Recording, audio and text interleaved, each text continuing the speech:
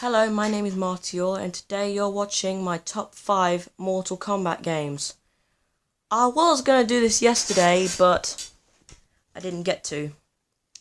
But now let's start this with number 5.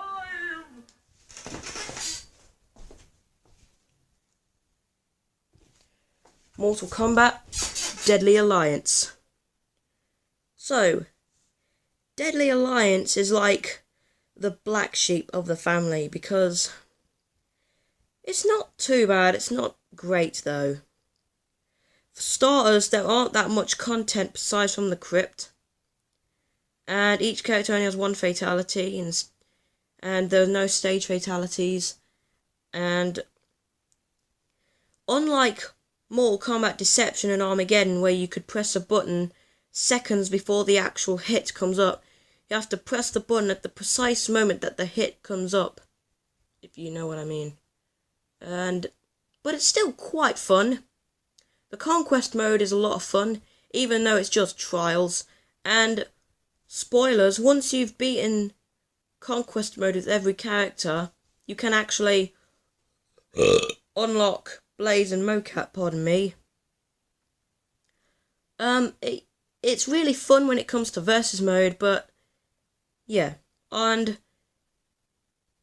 the crypt is something, when you win fights you will earn money, and the crypt is where you can spend your money. The crypt is something which is seen in every Mortal Kombat game after this one, except Mortal Kombat vs DC Universe. There's also Test Your Might and Test Your Sight, which is really fun. But still, it's a lot of fun, but there's 4 games I like better.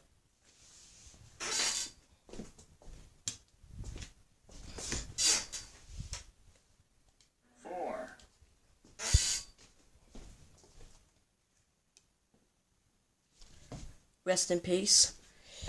Mortal Kombat 9, aka Mortal Kombat 2011, also known as Mortal Kombat 1, 2, 3 Remake. So this is a remake of the first 3 Mortal Kombat games, and every character that was playable there is playable in this game except some of the bosses like Motaro, Kintaro, Goro and Shao Kahn. And there are some extra characters that weren't in the original. And yeah, this game is a lot of fun. There's a story mode, a challenge tower, test your might, test your sight, test your strike, test your luck, and online, and there's even a crypt, like in Mortal Kombat Deadly Alliance. There's even a fatality trainer, which is something which is really fun to do when you've beaten everything and there's nothing else to do. You can just do fatality practice and just do every single fatality. The story mode is it's a lot of fun. It couldn't stop Mortal Kombat X from making it better though. The challenge tower with some of the challenges are really annoying.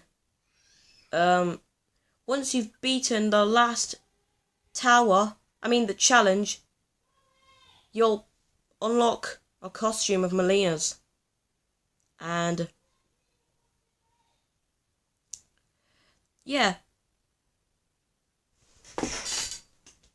Oh, and you can do X-ray attacks as well, and enhanced moves as well.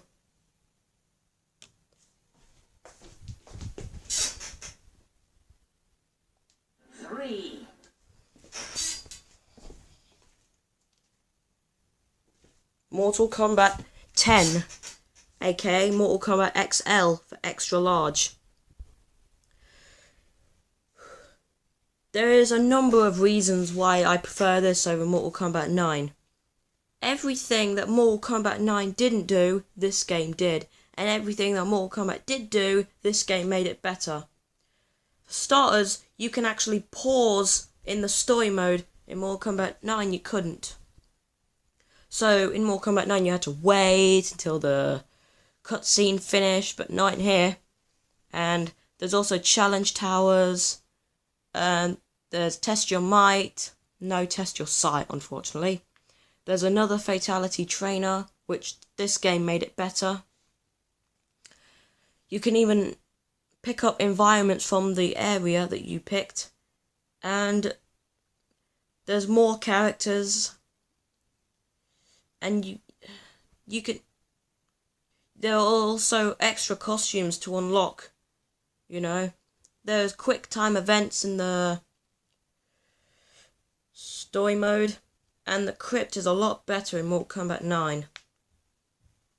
You can even, I forgot to mention, Mortal Kombat 9 had a jump scare, but in this game you can actually interact with the jump scare and get coins if you kill it.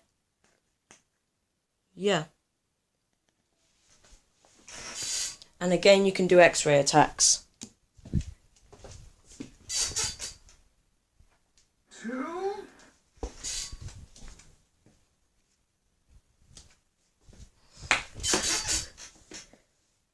Okay, now we're getting into the classics. Mortal Kombat Armageddon.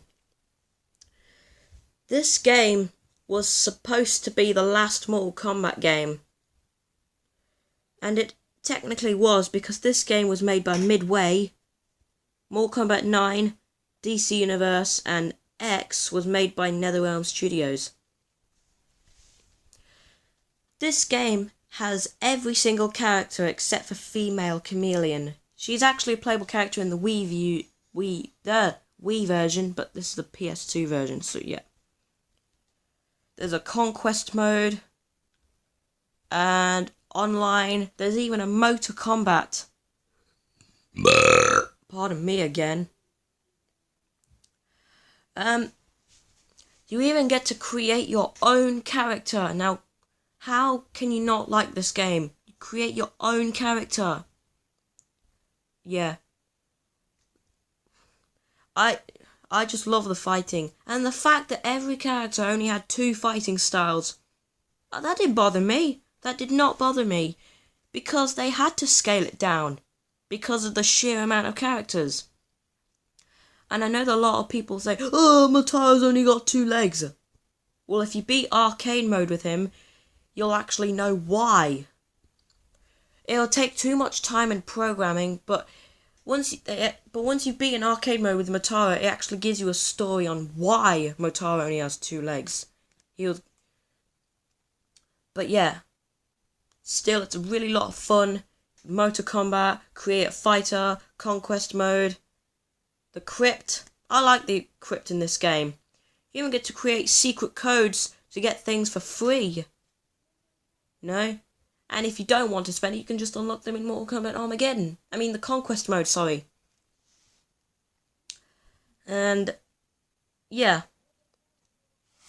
However, there is one game that I like better than this game.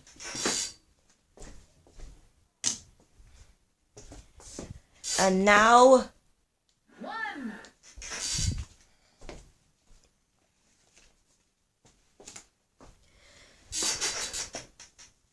Mortal Kombat Deception. This game has everything. It has your classic arcade mode.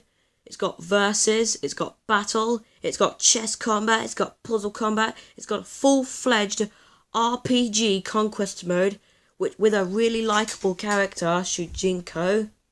Yes, I like Shujinko. Online, I doubt that's going to work. Crypt, content, music, production art, photos, videos, everything, credits, endings, characters, anything, you know, alternate costumes, puzzle combat characters, stages, Shujinko's moves. Yeah. The fighting is outstanding. With Mortal Kombat Deadly Alliance, you had to press the button at the precise moment, but here in this game you can actually press the button seconds before the actual hit comes up. You can pick up weapons, you could do that in Armageddon as well. There are death traps, there are even certain hazards that you can... Again, there are certain yellow line hazards that you can push your opponent off. And the puzzle combat is like a Tetris-like game. Chess combat when you're trying to get to the king. Crypt, not only can you spend money on crit, but you can actually unlock coffins, which are done by finding a specific coffin in the conquest mode and then go into the crypt and unlock it. And once you've actually beaten the conquest mode, you actually unlock Shujinko, so that's cool. And I've actually beaten arcade mode with every character. And my main is Liu Kang. And I can't decide which one's my favourite stage because there's a lot of great stages. You know, the fighting, the chess combat, the puzzle combat, the conquest mode, the crypt, the content, the online. You need to have this game. And if you've watched my puzzle combat video with my cousin April back in the 9th of July, nearly a month ago, I said that the DS version was actually a lesser version of the PS2 version.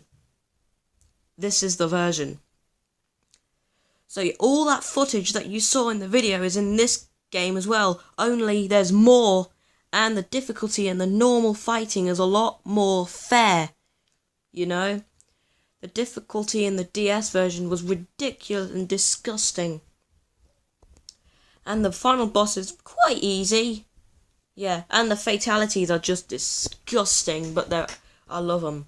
The death traps are the same, the fatalities on puzzle combat, and the fact that you can do them in the chess combat as well. You need to have this game, and this is my favourite Mortal Kombat game. Oh wait.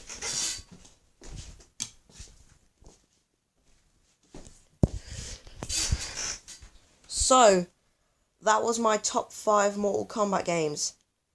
If you like this video, then please leave a like. And everyone has their own opinions.